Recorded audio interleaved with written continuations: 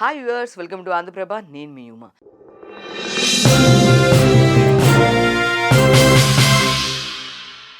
కే ramp overseas mass Rampage.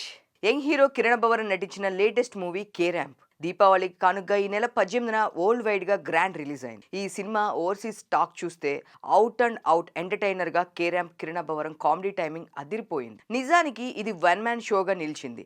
Interval twist బాగుంది. Overall గా first half పర్వాలేదు అనిపించగా సెకండ్ హాఫ్ బాగుందనే టాక్ వినిపిస్తుంది. స్పీడ్ గా సాగే స్క్రీన్ ప్లేతో ఫస్ట్ హాఫ్ ఎంగేజింగ్ గా ఉంటుంది. కాలేజ్ ఎపిసోడ్స్ ఆకట్టుకుంటున్నాయి. ఇక సెకండ్ హాఫ్ లో నాన్ స్టాప్ కామెడీ ఉంటుంది. క్లైమాక్స్ లో మెసేజ్ బాగుంది. ఇది చాలా మంది ఆడియన్స్ చెప్తున్న మాట.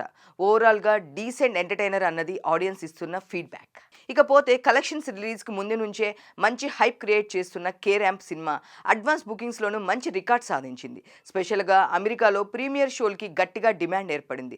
దీంతో ఈ సినిమా మీద పాజిటివ్ టాక్ స్టార్ట్ అయింది. బాక్సాఫీస్ దగ్గర మొదటి రోజు నుంచి మంచి వసూళ్లు రాబడుతుంది. తెలుగు రాష్ట్రంలో మేజర్ సెంటర్స్ లో నైట్ షోలకి మంచి ట్రెండ్ ను చూపించింది మూవీ.